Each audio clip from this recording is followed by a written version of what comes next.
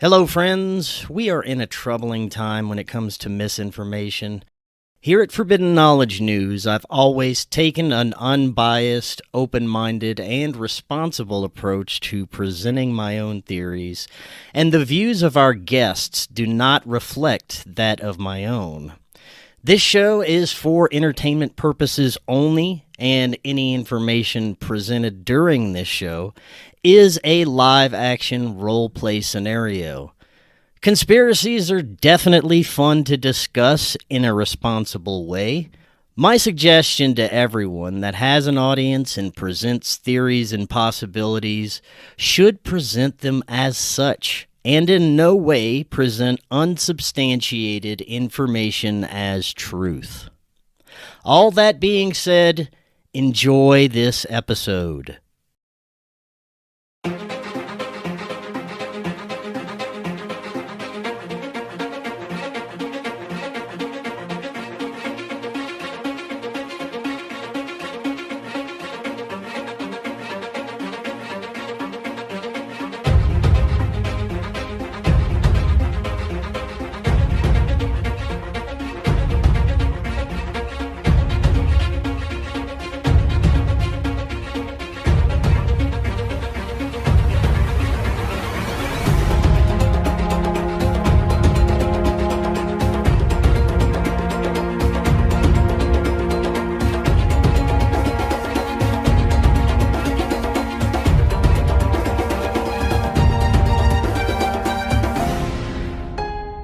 Welcome back to Forbidden Knowledge News. I'm your host, Chris Matthew. Today my guest is Steve Falconer.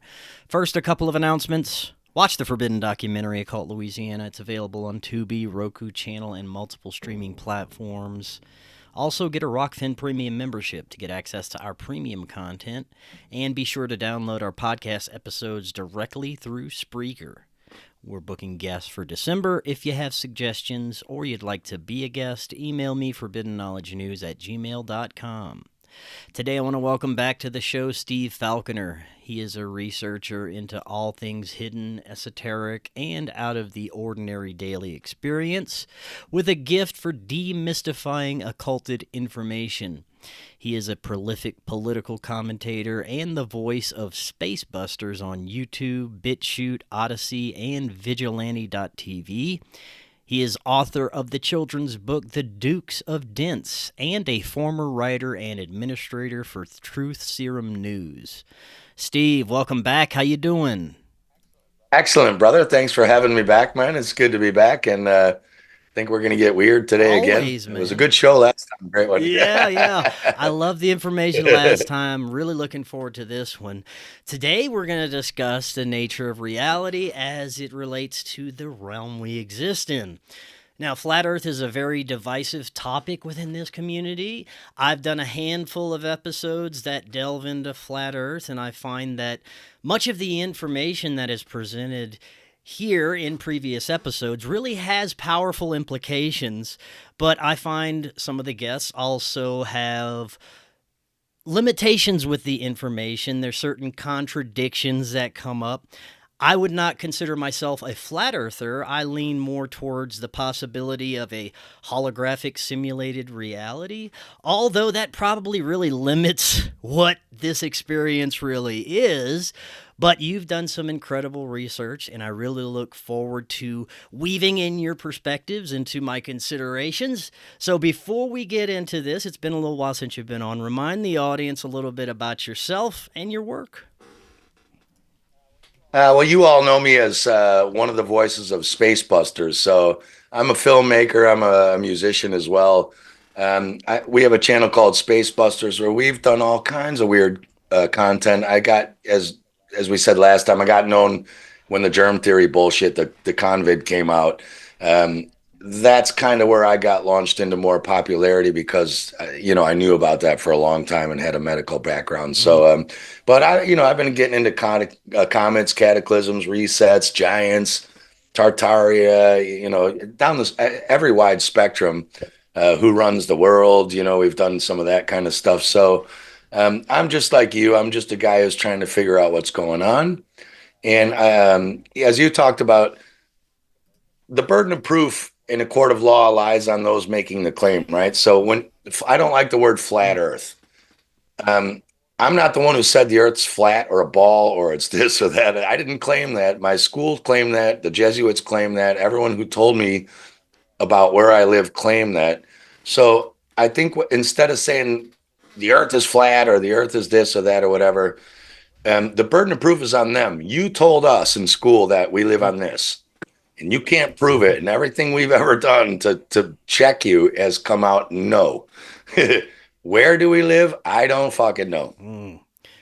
I don't know. I don't claim to know. I'm going to show you what the Freemasons think and what secret societies think and give you an idea of where we might live. But I'm not here to tell you where we live. I can tell you where we don't live, and it's not on the shit we've been taught. Right on. So now I understand you're going to be presenting some information from the Book of Wisdom, and I'm very much looking forward to getting into this. First, what was some of the most profound evidence for you that got you really looking at the possibility that we're not on what we've been told? For me, it was Ross is the other space buster. It was our own test. We got a P900 camera, and we started going out and doing distance tests with just visual distance tests because we're lucky. Denmark's very flat. We have Saltholm, which is the lowest island in the world. It has an average height above sea level of 3 feet, and it's been there. We have ancient records of Danes being there 1,200 years ago. So we can see right over it to Malmo, Sweden, across the water. You can see the bottom of the Swedish beaches when you zoom in, right? Like we just took the curve, we're told, 8 inches per square mile, that has a problem over once you get around a quarter of the geometry of the Earth. There's a problem with that calculation, but no one's looking that far anyway. So for what we're looking at, when you're told 8 inches square, now not 8 inches per mile, that's a ramp. This is where a lot of people get confused. They're not saying the Earth's a ramp, like a triangle. So they're not saying every mile it should be 8 inches lower of curve. Every first mile is 8 inches. The next one is squared and squared again. So it's dropping off deeper and deeper and deeper. And yet when you have a P900 camera, you can see things that are impossible to see on their model.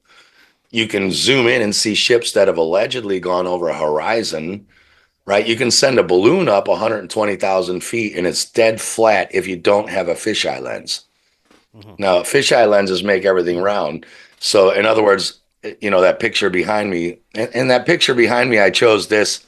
It's just like the Ball Earth model. That's a real picture, but it's not really behind me. It's green screen, right? I'm not saying that picture's not real. I'm saying I'm not sitting in front of it right now. That's what we're presented. So you say, oh, well, you can't. Neil deGrasse Tyson will say, oh, yeah, but at 120,000 feet in the air, the Earth's so big you can't see the curve. Yet NASA will show you pictures from just that high with a curve. And then they'll say, well, you can't see a boat going over horizon because it's curving. And you're like, well, how can I not see it 3 miles in front of me if I can't see 120,000, Yeah. And then, of course, with the P900, when you zoom in, the boats come up. It's just visual perspective, as we all learned in art class. Up comes down and down comes up, reaches a convergence point, and farther than that point, like that picture behind me, the clouds are thousands and thousands of feet above that background. Where am I at?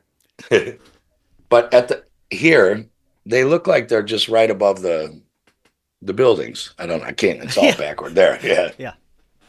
The clouds are not right above these buildings back here. They're up there. But they look, because they're further away, they look lower. And you can see the balcony I'm on is not 2,000. Denmark's flat as shit. So the balcony behind me is not 2,000 feet lower than this horizon line. That's just farther away. I'm higher than what you see. So down comes up comes down, left comes right, right comes left. So a lot of mistakes we have is what's called visual perspective or convergence and divergence. Behind that horizon line, the clouds obviously keep going. So technically they're below that horizon behind me, right? If you just kept going further and further, 20 miles away, these clouds would look like they're going lower and lower and lower, and this city will look like it's going higher and higher and higher. Right. but it will always stop right dead center of your screen. See how that's called the Horus, which is the sun, eye zone, the horizon, right? So for me, I was the same. I ran into Eric Dubai and Dave Weiss and all these people, and I thought, oh, okay, what is this flat Earth bullshit? Right? We all did it. We're like, I believe in a lot of stuff, but flat Earth, fuck off. Until you start looking at it, and then you have to do your own experiments, and then you start noticing water is always level, unless it's in the sea, but your pond in your backyard's level. It's not moving. The moon is supposed to be affecting the ocean tides, but your coffee cup's sitting dead still at night with the moon overhead. The pond in your back isn't moving. It doesn't affect small bodies of water, but it raises oceans up. You're like, what? And your body's 90% water. So why aren't you wobbling around like a weeble wobble? You know, if the moon's supposedly doing that to the ocean, wouldn't it be knocking you all over the place? You know, so to me, it's all observation. And again, I'm not here to prove the earth is flat. I'm here to disprove that the earth is what they say it is. Right on, right on. That's a great introduction. Let's get into the Book of Wisdom. Tell us a little bit about that. Yes, this is a cool book. I've got the Hearth book too. It's by a guy called Harry B. Joseph. Oh, my green screen's blacking out. I've got a digital version, so we won't have to look at it like this. And this is basically, he's taken the work of many other researchers and authors and the Freemasons and all the secret societies and temples. He's given credit to people like Santos Bonacci, Divine Being, Bro Sanchez, Walter Russell, Ken Wheeler, Joe Dispenza, a lot of others. So again, what we'll look at today is not my information. The only reason I'm using it is I have the book in a digital form, and it's laid out so nicely. It's very just easy to scroll through and look at it, and we can just talk about it. I'd like to start with why you asked me to talk about this. You know, how did you get into it, and what's your concern? So I notice the same things that you do. I've watched the videos, I've heard the presentations, I've had different guests on that present the evidence, and there is lots of evidence there that shows that we are not on a spinning ball hurling through space. That on top of the inconsistencies with NASA's presentation of information, the flat-out fakery that they've presented, that alone is enough to get a person asking questions, much less the moon footage. If you just take 2 minutes to look at any of that, you can see that it's just a horrible production. It has fakery written all over it. So there are plenty of red flags. This is the realm that we live in, and what we've been presented is a lie. I think it's about time we at least start to understand what the hell we're on. Yeah, and I always start with this model came in through the Jesuits. This is a Copernican Jesuit model. It comes in at the same time our calendar comes in, the Gregorian calendar, right? And it comes in at the same time our English language comes in, and this goes down to copyright law. So we all know a lot of your people probably get into like the law scam, you know, your straw man, your fictitious all caps name, the sticker on your shirt that says you're this corporation when you're not. Well, this is how copyright law works. The woman who wrote Harry Potter, I always forget her name when I need to remember it, but right, she owns the copyright on Harry Potter. She owns the universe, the names of the characters, the story. If you and I go out and start dressing up like Harry Potter and doing conventions for money, we owe her money. We can't just go around dressing up like Harry Potter, charging tickets. We have to pay her copyright royalty. This is what we're on. They made a fake timeline, a new calendar that people never were on this calendar. So it's a fake time you exist in that they own the copyright to. They made a new model of the earth. All the ancients said it was a flat, non-rotating, non-spinning thing, right? And they made your name in all caps letters. They made a new you, a fictional corporation that you have to agree with. So any commerce you do, business on this earth, in their fake timeline, on their fake world, with your fake name, your taxes go to the Vatican through your IRS and through your government and all that. That's how this is a money scam. And it also helps you you're what you could call godless because you think you exploded from nothing, exploded into everything, and nothing is somehow expanding into more nothing, but it's something ever eternal. And then monkeys and fish came out of the sea from a lightning bolt. And who are Mm-hmm. you? Who are you, right? But if you understand that this realm is very special and everything we experience, I'm not saying this is all there is. I'm saying our experience of it is that we're the center. We're not some random accident flying out there. Well, now you're special, as is everything here, not just you, the animals, the plants, the world. It's special. If it's not, oh, we're just planet number one out of 30 Right, right. trillion, endlessly flying around. And of course, I won't get into that because everyone talks about that. You're spinning 1,000 miles an hour this way, going 666,000 miles an hour, corkscrew around the Right. sun, going blah, blah, blah. You're traveling like Mach 40, and you can't even go Mach 8 without your body jellifying. But the pond behind you is dead still. So, that's ridiculous. But that's when people say, well, what's the point of this? It's the point is, if this is a lie, you start to realize everything else is a lie. And then you start looking into law and copyright and sovereignty, and you start looking into germ theory and every other thing. And you're like, well, if they're lying about where you live, do 100%. you think they might be lying about everything else? Yeah. You know, do I care that the earth is flat or not? No, Right. it doesn't stop me from the Mm-hmm. grocery store you know, but it just once you realize this and you start seeing through it, and as you said, why would they be faking all this ISS? Just show us a picture of Right. the Earth.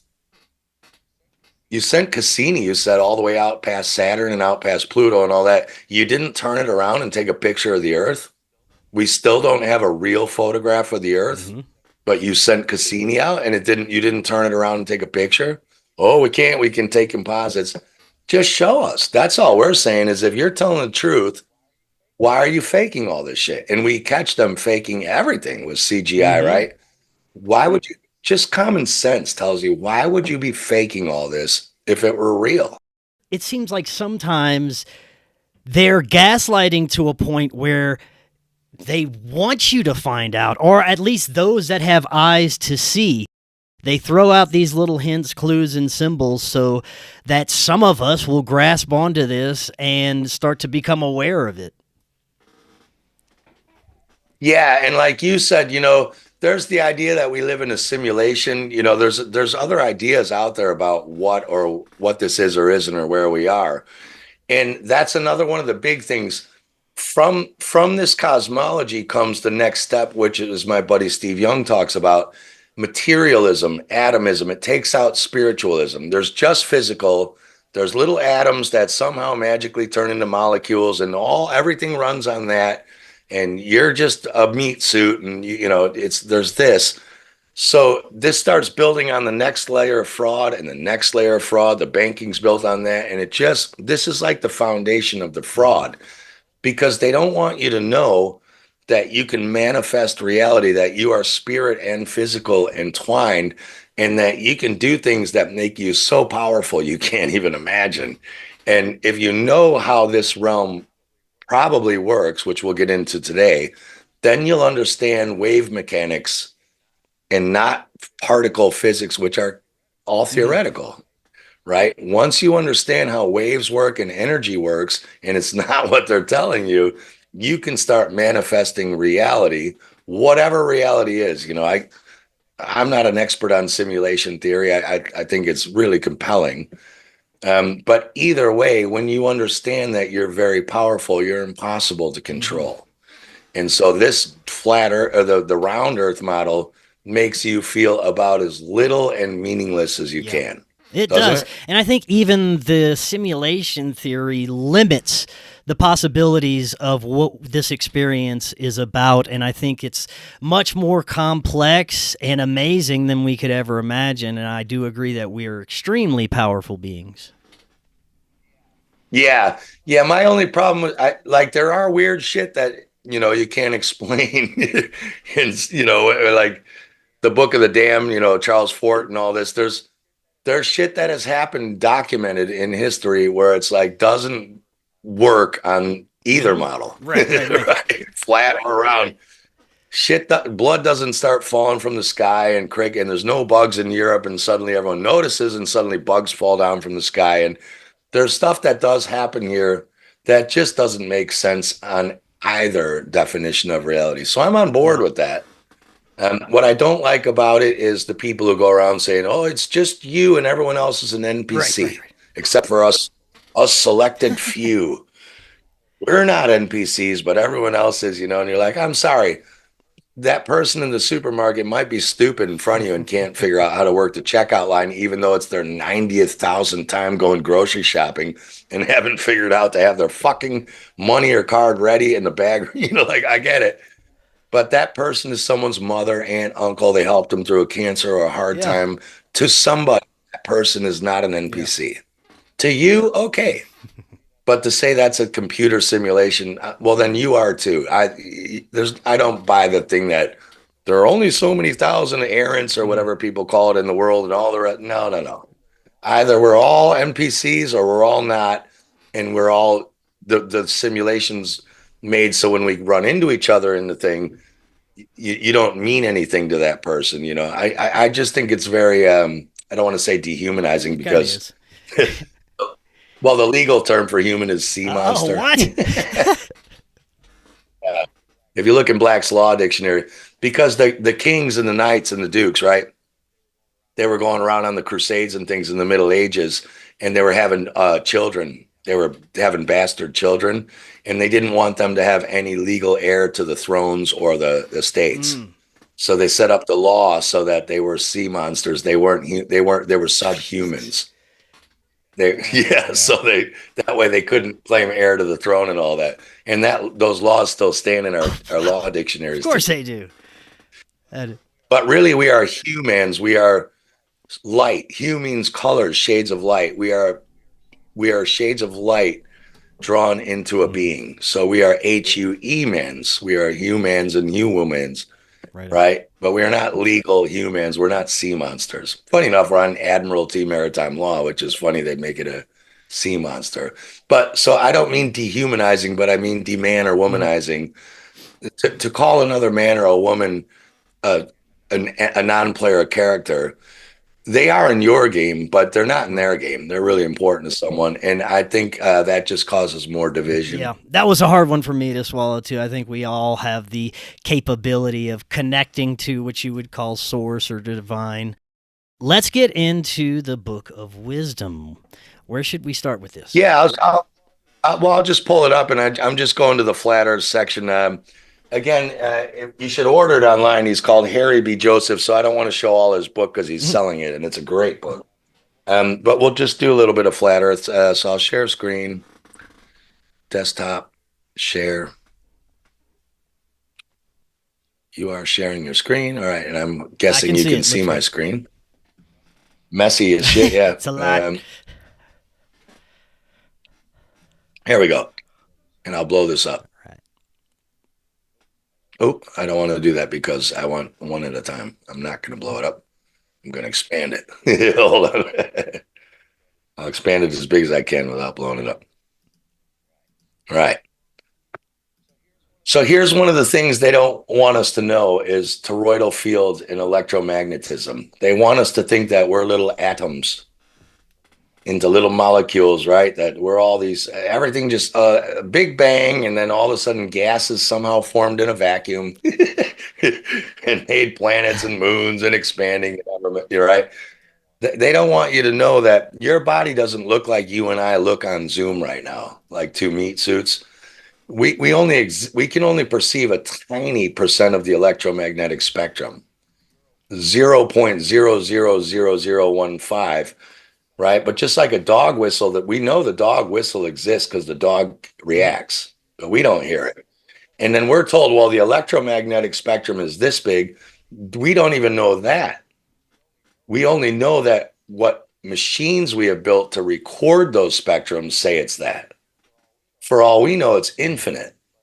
But all we perceive, all our eyes can see and our ears can hear, and our nose can smell, right? All our senses can sense is fuck all compared to what we even know is here, and we don't know what else is not, right? So the flat earth is an anagram for heart and ether. So, Einstein had to take away the ether. That's another reason they did it, because they don't want you to know how all this works. So electromagnetic fields are responsible for all of the creation. The neutral zero plane of every electromagnetic field is the birthplace of physical matter. And there is no physical matter but what we perceive as it. It's just a result of two opposing forces equalized on the plane of inertia, meaning the dielectric plane or the neutral plane of the field. So on the left, you see this picture of the human with the flat earth around them. That's what you call the 0-point energy plane, or the dielectric plane, meaning dielectric means electricity can't run through this plane sideways. It has to go up or down. Dielectric means things can't run through it. It can come out of it, but not through it. So that's Walter Russell called that the still white magnetic plane of God. Or in other words, when you take a breath in and there's a pause, and you take a breath out and there's a pause, what is that pause in the middle of nothing? When your heart beats, doot, doot, and then there's a pause. Out, in, pause, out, in. What is that pause? That's this. So the Earth is a plane of inertia of its giant electromagnetic toroidal field, where we get the phrase planet or plane Earth from, right? So at the center of every electromagnetic field is Walter Russell's magnetic white light. Still, it's not moving. It's a still white magnetic light. That's the most magnetic point within the field. That's why when you put these ferro screens over magnets, like Ken Wheeler shows, you can put these special screens over a magnet. You'll see the toroidal field shape, but it always comes back to center and comes out of center, right? The magnetism goes out and then back in. So the center is the most magnetic point of the field. This is everyone arguing over gravity or buoyancy or density or electrostatics, right? I don't care what you call it. It keeps coming back to the center of the field because that's the most magnetic point. In other words, the Earth plane is the magnetic point. So call it electrostatics, call it gravity, call it buoyancy and density. Why does the submarine underwater want to come up to the water surface? Why does the rock want to fall to the right ground and water surface? It's because it's magnetism. So the center of the Earth, as you can see on the left, is the center of the Earth's magnetic field. So here's where you get the stories about the underworld and things under us and over us. We're just on the plane in the middle. And no, water is always flat. The Earth is flat, but any moron can see the top of Mount Everest to the bottom of the Pacific Trench. That's a long way. It's miles and miles different, right? They're not saying we live on a flat pancake. Right. They're saying this magnetic field of inertia is flat. And due to certain things, some things can go up and down from that. But this is why they can't drill lower. They've tried to drill 8 miles below the ocean, the ground. They can't go any further. They reach an impenetrable barrier. There was these 2 guys who went down to the bottom of the ocean in a submarine and saw a lake underneath the ocean that was like a freshwater lake, and they tried to get their sub down there, and it kept bouncing off the top. Wow. There's a barrier down there, and they weirdly died in a plane crash like a few months after they released that, right? So the Earth is the plane of inertia of its giant electromagnetic toroidal field, and that inertia is where we get that. So at the center of the field is the white light, the magnetic part, and at the center of the Earth is the center of the magnetic field. That's what people call Mount Meru, this big black magnetic mountain. Have you ever seen that? Oh, yeah. I see. In fact, I've got a couple of videos here. Hold on, let me move us down. And for those that are listening on the audio end, if you'd like to see the visuals we're presenting, go to YouTube or Rumble or Rokfin. You can see it there. Yeah, because this won't make sense listening. Now this is very old. I got this footage. This is before AI and all that crap. Allegedly, this was a Russian military plane flying over what we would call the magnetic North Pole or Mount Meru. And this, have you seen this I don't think before? so.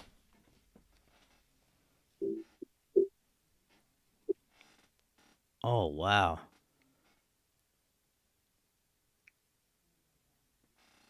You see Yeah. that?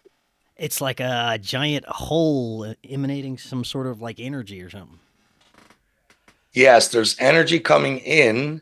Like, see, that's the thing with the toroidal field. It comes in and out.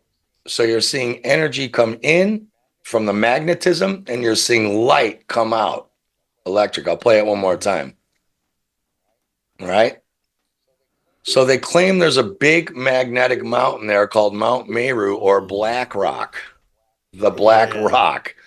It's supposed to be 33 miles around. Huh. No shit. All right. For those who get into that.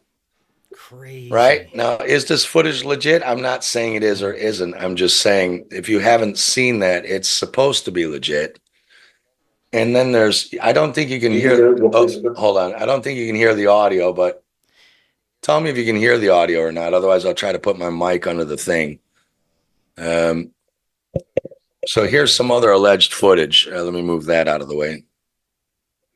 I can Do hear you know what this place is? It's located in the center of the North Pole. And it's the center of the Earth magnetic field, known as the torus field. That black thing in the center of the whirlwind is the tallest mountain on Earth, far more taller than the Mount Everest. It's so tall that even it keeps reaching out the clouds. It's the Rupes Nigra, or the Black Rock, also known as Mount Meru. Some people also called it Mount Zion. You wouldn't find this massive mountain existence in mainstream science and media because it's deliberately concealed. Because if the world knew that there is such a huge mountain in the center of the Earth, it would change the course of history. This includes the true nature of our world will be rewritten, and that will undo the globe-shaped Earth theory and the entire timeline of the Earth from the beginning. And they don't want that.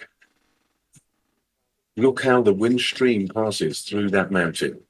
It blocks the wind stream because of its height and size.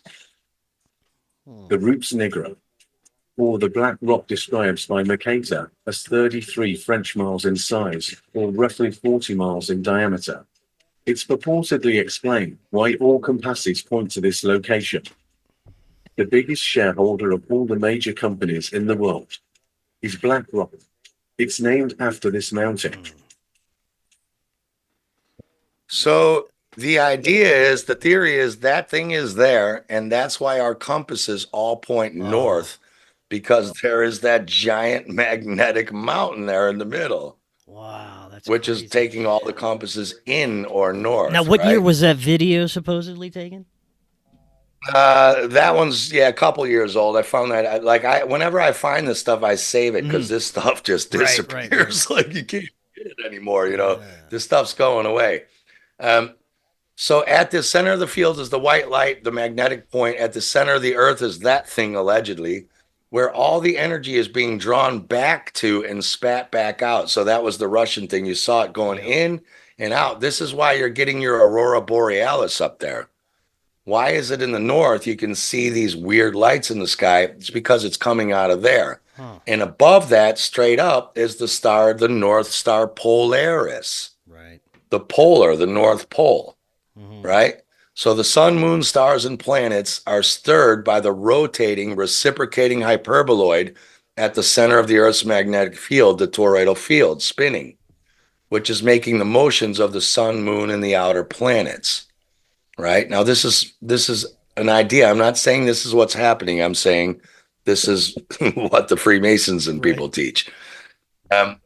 So you can see it in all the mandala and all the drawings and all the ancient drawings. The hyperboloid is the macrocosm, the center of the Earth, and in your body, because everything is a toroidal field. The Earth has one, your heart has one, your body has one. Everything we call an atom is really one of these toroidal fields. So in our body, the Mount Meru would be the heart. And we have 33 spinal cord coming up the middle, right? So that's our Merudanda. And so you can see on the right here, energy comes out and it comes in. And around the sides of the toroidal field, it spins around and around and around. Right? So here, I'm on the right side now in the middle. Can you see my cursor? So the earth or the ether or the dielectric center plane is the green line where we are. And then the North Pole is in the middle. And then you have the magnetic moon and the electric sun, the feminine and the masculine, right? So they're just a sphere turned inside out. That's what a hyperboloid is.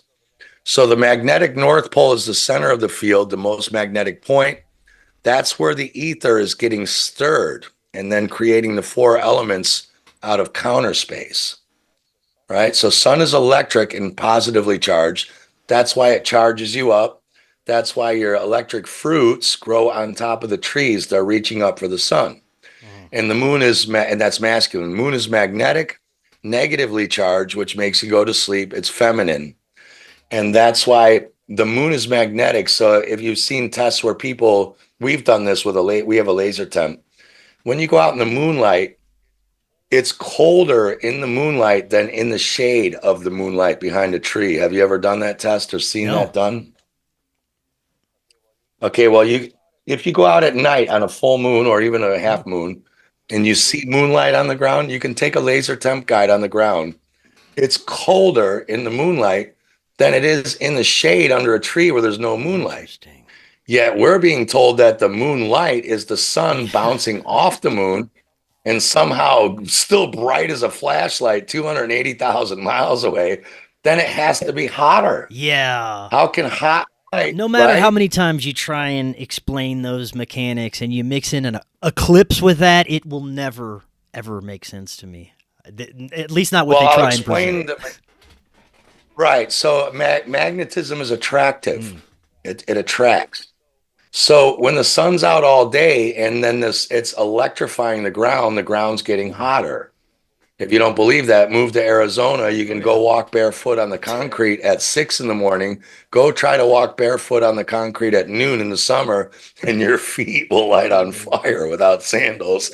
The sun charges the ground in the day. The moon's magnetic light pulls that radiation away from it at night, which is why the ground's colder, which is why your magnetic foods, your vegetables, grow under the soil because it's magnetized. Wow. Right? Electric foods, fruits grow up toward the sun. Magnetic foods like vegetables grow under the magnetic soil because the moon charges that. That's why the farmers plant after a full moon when it starts waxing again, because the moon has charged the ground for growth at waxing, right? And so you've got your tropics there. So on the left again, the start is the stars, and they are the stars of the soul system, the solar system. Stars, Stairway to Heaven, rock stars, gang stars, mob stars, right? Trick stars, hip stars, movie stars. We're all stars. That is true. We are all built from these lights and energies. So that's your stairway to heaven. And it's called the earth, which is an anagram for the heart because it's the middle of our soul system of our toroidal field. So your heart is the earth or the ether of your body. So you have the 7 layers of heaven are the 7 planetary cosmic energies known as the 7 Elohim, or right? Or some people call these the archons. The archons are controlling humans. Yes, they are. This is astrology. The position of these things at your birth and every day are controlling you based on their vibration of your blood and the cell salts in your body. They certainly are.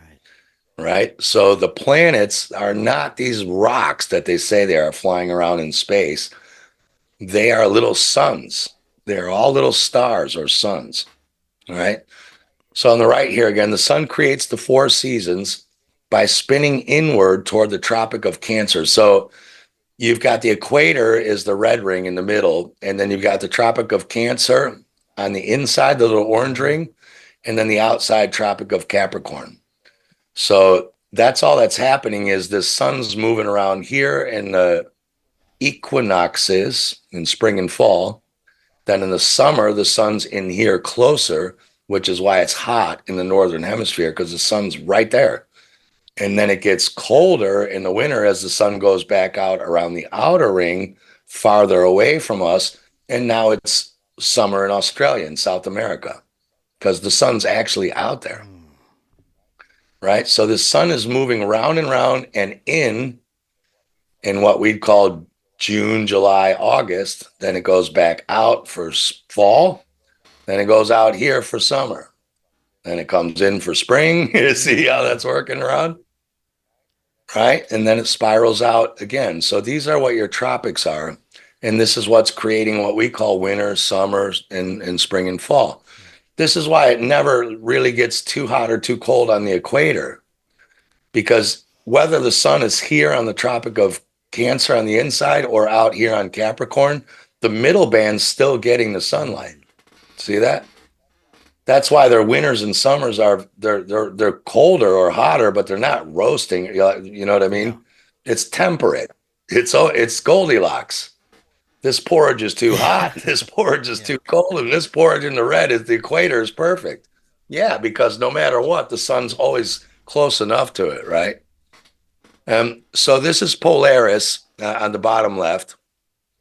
So there are layers to this firmament, and each of the planets is on a layer. So can you see this black and white drawing? So the moon and sun are on an inside ring like this. Then the other ones are on a larger ring outside and more out. They're on different layers and different heights. That's why they have different orbits, let's call them, right? That's why they say Venus takes this many years and Pluto takes 50 years and this takes that. They're higher, farther, and moving at different speeds. They're still going around the same lap, which is Mount Meru in the middle, the North Pole. It's just they're higher, farther distances and different heights and layers and different speeds. That's all. So on the bottom left is a time lapse of Polaris. So that's the North Star. You can see all the stars. This is King Arthur and the Knights of the Round Table. Arthur means the bear, and Polaris is the center of Arcturus, the constellation, the Big Dipper. Arcturus, which means the bear, King Arthur. But Polaris never moves. Now, we're told that we are spinning 1,000 miles around this way, circling the sun in a corkscrew at 666,000 miles an hour, while the sun is corkscrewing around the galaxy at 700, whatever speed, while the galaxy is corkscrewing around that. But this star is dead still every night. It never moves. Right. Right? Start spinning your chair. Go get on a roller coaster ride that's going upside down, sideways, around, and this and that. And then try to look at your wife who's standing outside at the ticket. Yeah. You can't see her. But that's what's happening here. They're saying, well, you're spinning around on a roller coaster ride, but you can keep eye contact with your wife the whole time, even though you're on the octopus doing this. No way. No way. Right? So this is why they have different speeds of motion and why the ancients called them the wandering stars, because they're not fixed like the other stars, right?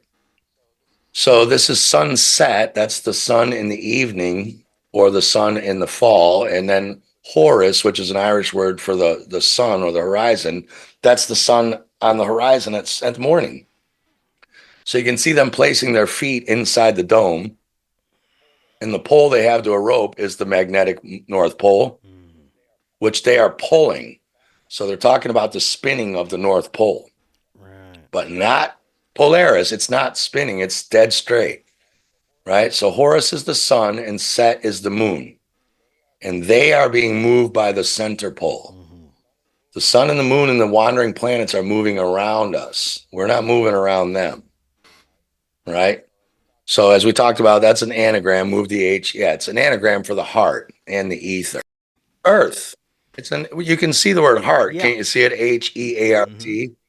And you can see ether. The A-E used to be a word. A-E-A also is A-E. We have it in Danish still. A-E-T-H-E-R, the ether. Right? It just means the middle. So it's the center of the soul system. It's the balance also between good and evil. So that's why we have what we think is dualism here. We think we're in a duality world of good and evil. So the Freemasons stand on the black and white checkerboard, which is symbolizes duality, good and evil. And it also symbolizes spirit, light, and matter, black, yin and yang. So spirit in the world of what we call matter. If you take gematria, where you assign each letter a number, A is 1, B is 2, C is 3, black and white each equal 11 in gematria. If you spell out black as numbers and white as numbers, that's your 1111 code. Have you ever heard of the 1111 code? That's black and white, black and light, yin and yang, 1111 code, spirit and matter. That's the checkerboard here. Spirit's white, matter's black. Because spirit comes from the white, still magnetic light in the center of the dielectric plane, the space between your heartbeats, right? So if you take the circle of life, have you seen the flower of life before? Yeah. You can make 19 concentric circles out of when it's drawn in 2D, you can take a circle around the middle and you can take 19 concentric circles around it, all touching. And that's the 2D representation. That's why the Masons are always saying this happened. They do everything on the 19th. This is the 19th. That happened the 19th. When they're writing fake history, they put the 19, 19, 19, 19. But when you take, if you take those circles and turn them into ping pong balls, let's say, right, and make a 3D expansion of that flower of life, there will be 33. There will be the 19 on the plane, and then the bottom and tops that come to make it around reality turn into 33. Right. So this is your 33. And then if you take the flower of life, expand it into 33 and look at it geometrically, you can draw a cube around that ping pong ball shaped circle. So that's the cube of Saturn. The black cube is black. That symbolizes the physical 3D world of matter. Like I said, when you take the flower of life into 3D and turn it into physical geometry, you can draw a cube around that ball. And that's why these people worship Saturn or the black cube. Man. Because it's the black cube because matter is black. That's why they don't worship the white cube. They worship the black cube because that spirit, the flower of life, stretched into 3D, 19 goes into 33 and turns into the cube. So all things in this world are cubes and have 6 sides, 666. Saturn, right? So everything is made out of a, does this make sense dude, to you now? I'm following. I am following. This is great. Okay. So everything is toroidal fields. Everything is electromagnetic toroidal fields. Your desk, pen, your head, that checkerboard, everything. The earth is one, meaning the middle. So, and in the middle of the electromagnetic color spectrum is green. Now, I won't get into this. There's no such color as green. Green is a weird thing our brains draw for a different kind of white light we can't perceive. Yeah. So we can perceive white. We can't actually perceive green. When there's still magnetic white light, our brain just draws it as green so we can see it. It doesn't exist. There's no such thing as green. And that's why it's in the middle plane, right? That's why the earth is green, the sky is blue, and hell is red. The volcano fire is red, right? Blue is up, blue chakra on top, red chakra on the bottom, green chakra right here through the center line. Yeah. See that? So everything is the same. So above the green is the blue sky, the blue chakra, right? Blue comes after green on the color light spectrum. And below the green is the red. Like I said, that's when you get into your yellows, oranges, and reds, right? So the world we see around us is actually within us because we are humans. Everything is light. Light and sound are the same thing. They're just different moving speeds of light. And different, you can see certain, like I said, we can see this much of the electromagnetic light spectrum, but we know there's more, but we can't see it. And we can only hear this much, but we know there's more. The dog hears the dog whistle. We know there is a sound there. There's no difference between light and sound. And we are light condensed into a physical form. And our experience of this place is our five senses perceiving light energy. That's all we're perceiving is light energy, and drawing it in our brains and our minds and hearing it, right? We're just reconstructing a big mesh of light together, and we think it's real. And it is. Now we're getting into simulation. Is it real? Isn't it real? Well, here's another explanation for what simulation theory is, right? So the earth is the heart, meaning the middle of the field. The earth is green. Yeah. The world we see around us is actually within us. As I just said, you don't see, your brain's redrawing to your mind what you think you see. And when we astral project out of ourselves with the physical body, we are actually leaving our plane. Like when we dream, when you go to sleep and dream, you are actually not here, but it's just as real as here, because what is real? Yeah. Here, real is what you think is going on here. And in a dream, real is what you think is going on there. What's the fucking difference? Right? So we're actually leaving this plane we call Earth and entering what's called the astral plane. So there are different planes above: physical, non-physical, several levels, etheric planes, then the mind plane where all this comes from. So heaven is headvin, your headvin, and hell is your heels down below. Heaven is above the earth or the heart. Your head's above your heart. Hell's below your heart. And that's through the blue sky. This corresponds with your 7 chakras. So you can see on the left here, the guy here, you got the green heart chakra, and then it gets blue, purple, and magenta. This is why your royals keep wearing purple. They always wear a purple tie or purple rain or purple this and right. They're trying to say they're better than you because purple is the color of the enlightened. This is what they're doing, right? So this is what's going on. That corresponds with the chakras. So in order to go to heaven or heaven through the blue sky, we have to go through the blue chakra in our head. So head and heaven are the same roots. Your head is heaven because it's the place where your consciousness forms. You got your pineal gland, optic thalamus, right? You got all your glands here. We won't get into that. I did that. If anyone wants to see that, I did that with Brandon Thomas, and he's going to release that soon. So we're just talking about frequency ranges of light. See that? You got low frequency and higher frequency ranges, and high and low, and they make the colors. Sky is blue, comes after green. Earth, heart, center. Earth is nature. Green is which the heart color spectrum. Earth is the balance point. And that's where we are on the plane of good and evil. That's why we live on duality, because we actually live on the plane in the middle of what we're calling good is God, evil is devil. So the devil is evil. It's the same word. They just took some letters around, right? Oh, yeah, good means God. It's just got an extra O. And evil is devil. They just added a D on. Right. So it's a soul system, not a solar system. The Earth is the heart of the soul system in the middle. The 7 planets come from the 7 colors of the electromagnetic spectrum. 7 notes in the main music scale. There's 12 with the minors, but you got the 7 colors of the rainbow.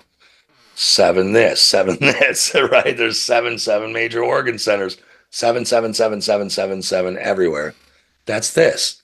Each planet, or call them little suns if you want, or call them little portals or dimensional portals, whatever you want, give off their own frequency of light, which influences the mind until we learn to outgrow matter, get out of our lower vibrations and turn to spirit, grow to a higher state of consciousness.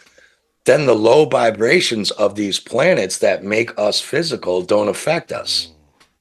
It's like everything So Saturn, is as above, so below, and we are micro representations of a macro being, if you will, right? yes, yes, yes, yes, yeah, you've got it, yeah. That's what astrology is about. That's why astrologers can take where your sun and your moon and these other 5 wandering planets were at your birth chart, because these things are synthesizing your blood at your birth, and every day afterward, the minerals that you form are resonating with them. And your body will be made of angels of condensed light. Angels, the priesthood changed the word angle into angels in the Middle Ages to talk about this. You are just a condensation point of angles. And the day you were born, you were built with a different mineral composition than I was that are resonating with these angles. That's why Virgos behave like this and Tauruses behave like that. But the Virgo who had his moon in this seventh house and had this and that is a little different than the other Virgo. See? Yeah. So Saturn or Satan is the Lord of the Rings. Right. Yes. Right. And when you read J.R. Tolkien, Gandalf took 19 years to figure out what was going on between the Lost Ring and this and that. And a hobbit's not an adult till he's 33. And it was 19 years till Frodo did this in 19, 19, 19, 19, 19, 19, and 33. Right? This is what they're talking. The Lord of the Rings is an anagram it's an allegory. That guy was totally in a part of a group of people who knew this like that. That's so full of shit, that J.R. Tolkien story. Right? Yeah. So each planet has their own layer of the firmament, which explains the speeds of the celestial bodies. That's why, like we said, they're not moving at the same speeds and orbits, you could call them, or rotations. But you see it like all through history. Here's a Persian miniature of the seven heavens. Dante's 7 layers of heaven, 9 layers of hell, right? You always see these ancient drawings with these layers. This is what they're talking about. The sun's on its own ring. The moon's on its own ring. Venus is on its own ring, right? They're all on their own ring. And this is all encoded in the Bible. So it's the soul system because we are built from the energies of this thing. Right. We don't have to totally dwell. So the Freemason, the Bible is actually old Druidic tarot. This is one, we won't get into this. I think we might have touched this last time about the ancient Irish history hidden. But Genesis 1:3, let there be light. Everything is made of light. The universe is created out of light waves. The torus field is a unit of light. The light projecting this reality is Polaris, the center star we talked about that doesn't move, symbolized as the all-seeing eye in the sky with light being projected behind it. Can you see the Masonic checkerboard in the middle? Black and white. White is spirit, black is reality. You've got these poles, the 4 seasons. Then you've got the sun and the moon on the left. See that? And then see the sun on the left and the moon and the all-seeing eye, right? So that was Genesis. In Isaiah 40:22, he sits enthroned above the circle of the earth, and its people are like grasshoppers. He stretches out the heavens like a canopy and spreads them out like a tent to live in. That's the firmament with the rings. Genesis 1:16, and God made 2 great lights. That's the sun and the moon, the greater to rule the day and the lesser to rule the night. Or in other words, the masculine sun principle and the magnetic female principle. So God created the sun and moon. The moon emits its own light source. That is not the sun's light bouncing off the moon. It's its own light. That's why it's colder in the darkness. It is not reflecting sunlight. Sun's electric male, moon's female.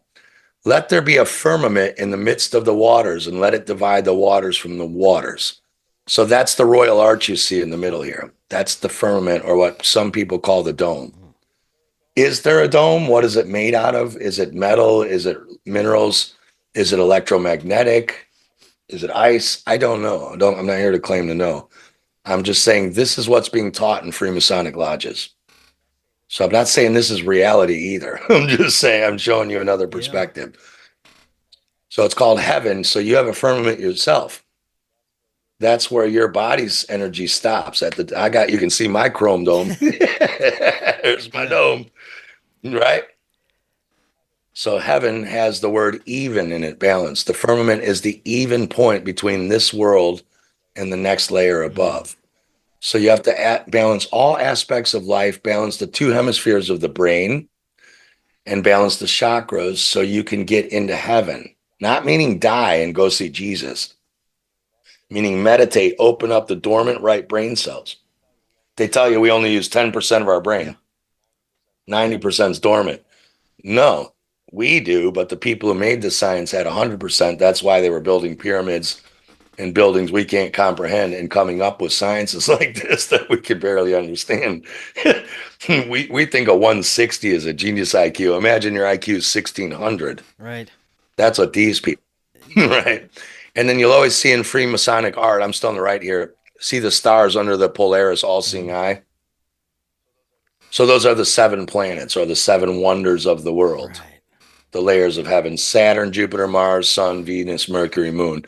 Yeah, we know there's Pluto and Uranus. They didn't count that because you actually can't see them with the visual eye. So that's like telescopes. So we know they're there, or maybe they even aren't, but they don't count in this system because we're not on a system of 9, we're on a system of 7. So yeah, you get the firmament. Genesis, God made the firmament and divided the waters which were under the firmament from the waters which were above.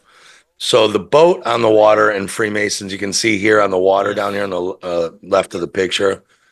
That's the ethereal worlds beyond this world. So that's the other layers, or you could call them dimensions, but let's call them layers of consciousness or perception, right?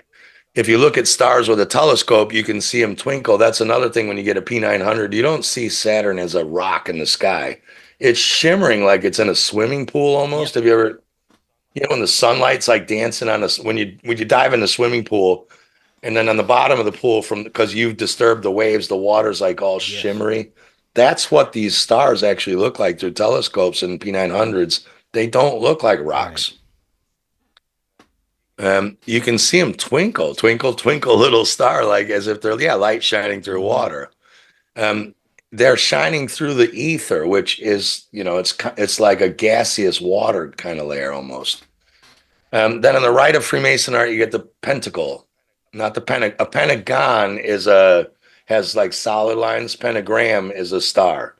So if you drew solid lines around the outside, you'd get a pentagon. That's different. So that symbolizes the 5 elements: fire, air, earth, water, and ether, where it all comes from. Sometimes in alchemy, air and ether are synonymous with each other, but spirit's on the top. So this is your Satanism. They always draw it upside down and put spirit to the bottom. This is Michelangelo's Vesuvius Man. You know the picture where he's got his arms and legs spread? That's this. He's got his head on the top, his 2 legs spread out, and his arms on the bottom. So that's spirit, where the head comes in all the way down. That's Allah. If you start on the right, arm, leg, arm, head, Allah, right? So it's on the top because spirit, the ether is the most important element because spirit is also ether. So the ether is the base of all the physical matter. Ether is the substance that connects the physical world to the spiritual or astral world, and etheric and astral planes, and then the mental plane, where it really all comes from light. All is light, really. But the ether is the medium through which the light source from the still magnetic white light comes into what we call the physical, or perceive as the physical. That's why we have 5 senses, right? And the 5 ways the body reports electrical impulses back to our pineal gland. So there's a lot of 5s too. Even in the music scale, you'll have the 5 flat notes. You got the 7 white notes and the 5 black notes. So there's your 7-5 connection there. And we talked about the checkerboard. So that's the black, white, spirit and light, and negative and positive, electric. We've talked about all that. So the lighter something is, the higher it rises. We know that with a helium balloon. It's the same with the journey of the soul. The more attached we get to the materialism here, this is what all these people are trying, these priests were supposed to be doing. The more attached we get to everything here, the more materialistic that translates into our etheric body and our astral body and our light body. And so we want to stay here. We don't want to go. We get used to it. We get heavier, like denser, right? This is the fall of man. So it falls due to heavy attachment to the mind. If you think about all the sins, greed, lust, envy, hate, jealousy, sloth, most of them are, you want something from here, right? Isn't it? It's like all the sins are like you do something really bad because you want something from here that you wouldn't want if you were focused on love, compassion, all the other things. So it makes what you call your soul more heavy bound to the earth and body. And then you have to quell all the chaos and emotions. This is what meditation is about, is trying to get up there and trying to let go of. It's not that there's anything wrong with the physical stuff, because it's fun here. Like good food's food, good, like it's great here. It's fun. Right. For some people. So the other thing is, I talked to Beth Martins about this. There's a lot of people who get into this Eastern yogic shit and they're trying to totally do this and transcend. And sure as fuck, they get cancer or get sick. It's like, yeah, you're trying to get out of the physical plane. And sure enough, your body's like, well, then I need to die. Oh, shit. If you want. Wow. And all of a sudden they're like, oh my God, I'm dying of cancer. It's like, yeah, you wanted to. You're the one who's been trying to turn so yogic. Interesting. That you have a light explosion and get out of here. Well, your body's got to go. So then all of a sudden they decide, I'm not ready to leave. I love pasta and sex and good music and shit. And you're like, well, then fucking which is it, mate? And you see this a lot. There are a lot of people who are like, oh, you're a demon if you want to stay here. And we're all trying to get out. And it's like, well, everyone's different. I'm personally having a great time in this incarnation. It doesn't make me a demon. Like I help people for free and fun and all that. It just means I'm not having such a miserable time that I'm ready to go. All about perspective, man. All about perspective. Yeah. So they'll call me a Luciferian. Well, hey, I've got the checkered board behind me, so I guess I'm Illuminati, Freemason. Yeah. Chill. Quite interesting. Orange is the color that opens up the pineal gland, actually, with frankincense. But we won't get into that. So if you want to get out of here, you have to quell the chaos and emotions and detach from the external world and just become lighter and at peace with everything. This is what meditation is about, to shut off all the world externally for an hour or half an hour a day and get into your right side and start opening the light in your head. So you're more like this. It doesn't mean you have to turn into a ball of light right now. It just means you have to find some balance, But then only then will the soul pass upward into the light. So the word reality is the same word as realize. So your level of realization is your level of what you perceive as reality. But you can only experience one reality at a time, right? So then so we did the checkerboard. On the right, the 6 stairs. So you'll always see 6. The 7th is the top. That's the earth ground here at the bottom. So that's your 7 steps. That's the 7 steps we have to do up our chakra. That's your 7 chakras that we have to go up to reach our higher self through quietness, meditation, and trying to let go of a little bit more of the physical stuff and be more spiritual, right? And that's represented by the planets. And the Quran says the same, and Allah has made the earth for you as a carpet spread out. And it is Allah who has created 7 heavens of the earth and thereof, right? So this is all it's talking about. Chronicles, tremble before him, all the earth. The world is firmly established. It cannot be moved. So they're talking about the firmament in this. And God said, let there be light and to divide the days from the night. Well, this is funny in Genesis because before the sun is what makes day and night, right? Night is when there's no sun. But God makes the days before he makes the sun. If you take this literally, how the fuck can you have days before you have the sun? It's a metaphor for the signs and the reasons and days and years. Let them be for signs is talking about the zodiac. The stars are the signs for what is to come. This is what astrology and the zodiac and all the shit you've heard me talking about, the cell salts. It's a clock. It's signs and a clock. That's all it is. Firmament comes from the Latin word firmus, meaning firm. So I'm not saying there is or isn't one there. We can't live. We live in a pressurized gas system, and that doesn't happen without a container. You cannot have a pressurized gas system without a container. Gas violently explodes to equalize with whatever it is, right? So there's something up there. What is it made of? I don't know. Revelation 7:1. After this, I saw 4 angels standing at the 4 corners of the earth, holding back the 4 winds of the earth to prevent any wind from blowing on the land or the sea or any tree. So it's just talking about the 4 pillars or foundations, right? And then we've all seen, usually this one's in color. You can see the picture on the right Yeah. down here. His head's peeking through the ethereal barriers of the earth. So that it's his head, because that's where consciousness is. And once you astral travel and get out and open up these brain centers and actually cause light to explode and activate your dormant gray matter, you can start astral traveling and seeing into the other worlds and seeing light bodies and etheric. Right on. Right. So do you get into alchemy at all? Mm-hmm. Yeah, I've done plenty So of you'll shows about recognize- alchemy.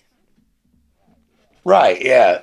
So you'll see here. So you know that for people who don't do alchemy, the male principles are phallus. So the triangle on the left here, fire, it points up like a penis because it's a male principle. Fire and air are male principles. And then the earth and water have the open, the flat part on top like a vagina, the receiving. So those are the feminine principles. Right. So again, sun is electric, moon is magnetic, and then they have what the Masons call the black sun here, which is where those two come out of. Mm-hmm. Right. So there's Polaris, the all-seeing eye, right over the center of Mount Meru in the middle. Right. And then you got the northern lights are caused by the black sun's rays and the Masonic teachings. And then you got the sun and the moon phases, which they say are caused by the black sun energy going up to Polaris and back, and then projecting this out. Summerland, right? Yeah. We don't have to get into that. It's all totally weird. But so here's some different cosmologies. But again, like corpuscular waves. So I'm looking at the right here. Whenever you see the sunlight coming through the clouds, it doesn't come straight down, right? It scatters out on this triangular angle. Right. But that can't happen if the sun's 93 million miles away. By the time it hit the earth, it's so far away that those light would actually be more straight down, up and down. You'd see every hole in that cloud would have lights coming down, but they never are. It's because the sun is much smaller, much closer. That's why the light is shooting out on those angles. You can triangulate them. That cannot happen, right? And then we start to see, because of this, when you look at, see the Freemason compass and square, that's just the drawing here between the angles of the black sun Polaris. See the compass and the square here. So that's what this is trying to show you when these lunar halos and solar halos, we see sundogs, they call them sometimes.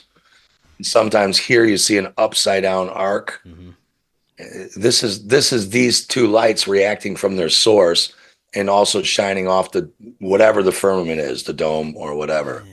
Rainbows are the same. That's crazy. Right? So stars are light, and then this on the left is what, when you got a P900 and you look at the stars and the planets, they look like this. Like I talked about the water in a swimming pool, right? Exactly. So there are people who think there are some kind of waters above. I don't know that it's water like we call water, like you can take a bath up there, right? It could be some form of ether or, plasma. A condensed plasma. Yeah, like a plasma, hydrogen-based thing. Yes. Mm-hmm. Again, I don't claim to know. Yes, exactly. A different state of water, just like steam, ice. Right. You know what I mean? Like a plasma form. So yeah, we've pretty much done all this. And again, that's your Israel. So we've got the Jews right now in Israel. Genociding the Palestinians because they want Jerusalem, the Israeli Holy Land.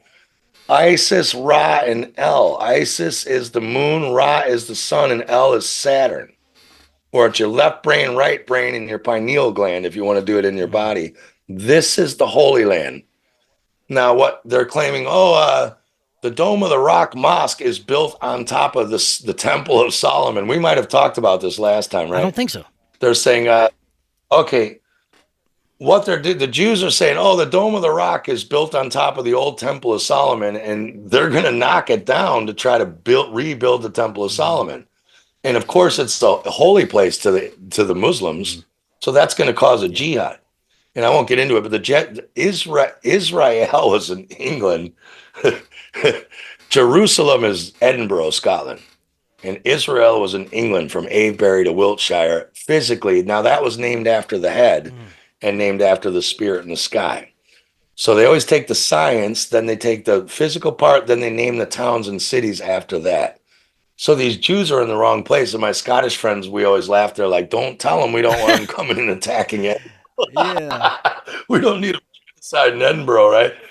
This is Isis, Ra, and El. It's in your head. The Holy Land is in your head. The temple of the soul of man. Soul is Latin for what? Sun. And mon is Latin for moon. The temple of the sun and the moon built without sound or hammer. How the fuck do you build a temple without a sound? Because it's between your two temples. It's the temple you build when you do what we're talking about and meditate and raise the Christos and get into this higher state of spiritualism and not... What are they focused on? The land. Yeah. The Jews want the physical, right? We want the land that we call Palestine, right? And then they call ourselves God's chosen people. You're like, God doesn't say go murder fucking people and steal their land. No shit. You can't. That's evil. That's the devil. You're the devil, right? But they don't know this because the Jesuits set this up.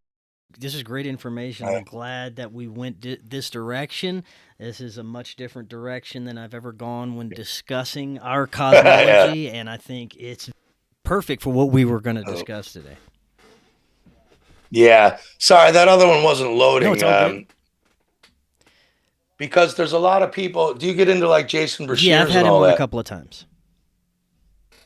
Right. So, you know, there's people who are into like the plasma apocalypse. I'm just going to stop sharing something. My computer's not liking whatever's happening here. Okay. I had wanted to pull that up. Go Let me for just it. try one last time. There's ancient structures, right, where you see this. There's a line and then an upside down cup and a top cup and then two balls on the side. It looks like a man almost, like a man with his arms up and his legs out and down. And there are people saying, yeah, it is true when there's a plasma thing that happens, that shape sort of appears. Right. But people are saying like what we see on the petroglyphs, the little men with explosions coming out of their hands. That's what I was going to show you. Yeah, there's a line with like a cup upside down and a cup down, and then two little balls. Yes, there was a guy who did a video called the Primer Fields, where this shape comes up in a plasma when the two magnetic fields have a plasma apocalypse, you could call it, or a plasma eruption. But it's also a symbol for what we live on. When you take the toroidal fields like that with the center plane and then the toroidal field around, see, that's not necessarily the sign that the ancients recorded a plasma apocalypse in the sky and all drew that symbol. That's another ancient symbol for this place we live in. You know, so a lot of people get that wrong. Yeah, maybe it stopped having to think. Let me just try this. Maybe I can get, hold on. Because especially even if you're watching or listening, you'll be like, what the hell are you talking about? Oh, no, it's still doing it here. Hang on. They don't want you to show it. No, it's my computer's just being douchey. Fuck it. Never mind. We don't need to get into it. But yeah. Right on. We got a few minutes left. I would love to get your thoughts on something that's been presented a couple of times, and that's the extra lands theory, that there's possible that we have extra continents that normal folks like us are unable to access. What we are calling our planet is much larger than we think. What do you think about that? Yeah, I've seen those. I've seen there are some ancient maps that claim to be from a Buddhist temple from 1,000 years ago. Many different maps, and there are maps in certain buildings that do show that outside of this alleged ice wall, there are other continents. It makes a hell of a lot of sense to me. The only reason I don't go there is we're not even allowed to go out to the ice wall. Right. Nations can have a world war together, but they agree they won't let you go on Antarctica because, as Dave Weiss says, it's to save the penguins. They agree on that. So I don't like to speculate on that because there's no fucking way on Earth I could tell you yes or no. I could tell you what I think about it. I think it's very plausible, and it makes sense then of what you would call an extraterrestrial. might be someone who has a technology to come in here from the outer lands and is doing mining and things in here, or maybe we're locked in here for a reason, right? I'm totally open to the idea, but to me, it just makes us sound as fucking stupid as the heliocentrists, because I couldn't prove it in a million years. A couple maps, I don't know who made those maps. I don't know where they came from. There are stories written of people who suddenly somehow got out of the ice wall through a crack and claim to have met people from out there. Can I verify any of it? No. I'm totally open to it. And Dave Weiss has done a lot of stuff showing like it seems very possible that our governments are trading with some other government out there, like working together. Now, this could be the Greys. I think the Gray aliens, I do believe they're real. I think they are terrestrial under us. Because the Hopis and many Native American tribes, and people who even see them, William Cooper, they say these ships crash through the ocean with some technology where instead of blowing up, the water somehow spreads around them, or they go into the side of a mountain like it's holographic. You never see them shoot out into space or come from space. They come into the water, out of the water, or a mountain. And the Hopis, like, they won't go to Superstition Mountain in Arizona. They said the little gray devils live under there. And it's a weird mountain. It's just a hill. It takes an hour to hike up. And 22 hikers a year go missing there, and people can't figure how do you get lost on an hour climb. And the Hopis are like, that's because there's little gray bastards down there. They're either abducting them, So I do think that like Greys are real. And they used to call them fairies or elves or the for them. But same shit. They wanted to take you down in the fairy den and breed with you and abduct, So maybe they are outer terrestrial. Maybe that would be another name for them. If there are those outer lands, maybe extraterrestrials are just that. Outer terrestrials, extra land outside the ice wall. The problem I have with that, it would make sense because that's the other thing. And it's good to speculate. Like we can now, it's just good you tell people we're in fantasy land here right now. We're in story. I have a disclaimer at the beginning of every show. This is a live action role play for entertainment purposes only. Yeah, and I think it's important we now say we are now entering the land of total speculation. So my problem is that the sun and the moon and the wandering planets we can record and the stars around the dome that are moving in precession at 1 degree every 72 years precession, they happen every 24 hours around what we're calling us, right? So are there other ones outside? That would mean that the dome is fucking huge if it's eternal. I have a problem with everything turning around us like a clock. But then there's more outside the ice wall, but yet we're in a confined enclosure. We're in a gas pressurized system. Well, if we're in one, that means the outer lands are in one too. Unless each one has its own dome. Like imagine a bunch of snow domes. I've seen that model actually. Yeah. Oh yeah, like a bunch of Christmas bubbles kind of. But then my question is, how did the people who claim to have gotten out there, how did you get out of ours and into that? How did you get through the barrier of the gas pressurized system? So, if you want to look at it logically, I have some questions like that. But I'm open to the idea that I don't know what the fuck's out there. And as we said in the beginning, it's not our job to say where we live and what else is there. Our job is to say, you told us we live here, and clearly we don't. Now we're all trying to figure out, well, we want to know, well, what is this shit? Where are we? What's going on here? Everyone wants to know. But I think it's a mistake for us to say that we need to, the ballers will say, well, if it's not this, unless you tell me what it is, then I'm just going with the ball model. And that would be like the prosecution in a murder trial saying, well, Chris, yeah, you have 3 alibis. You were seen at a party, videotaped and recorded. We have proof you weren't at the site of the murder at that time. We have it on tape and witnesses. But until you tell me who killed this person, we're just going with you anyway. Like it's you. Fuck it. It's your job to find the murderer. If you don't find the murderer, that's not how it works. It's not our job to say where we live. It's our job to say, prove to us that we live where you say we live. Because I don't have a fucking clue. I love it. This has been great information, Steve. Thank you so much. Before we close out, remind the audience how they can find Glowbusters and all your content. Spacebusters, yeah, I know. No, we always get confused. Glowbusters are the one who found us for the same reason. We got the same damn logo and a similar name. First thing I got to do, I never plug my book. I'm the author of a children's book called The Dukes of Dents. So if you need a Christmas present for kids, it's for kids like 5 to 8 years old. They're on all Amazon platforms. I know Amazon's the devil, but they print your books for you, so we don't have to go out of pocket. And we have another one coming up that Jeremy Nell's illustrating from Germ Warfare. Have you ever talked to Jeremy? Germ? Okay, he's illustrating the next book. But we're Spacebusters, not Glowbusters. We are on. We have channels on YouTube, which we can't put everything there because we can't say this stuff.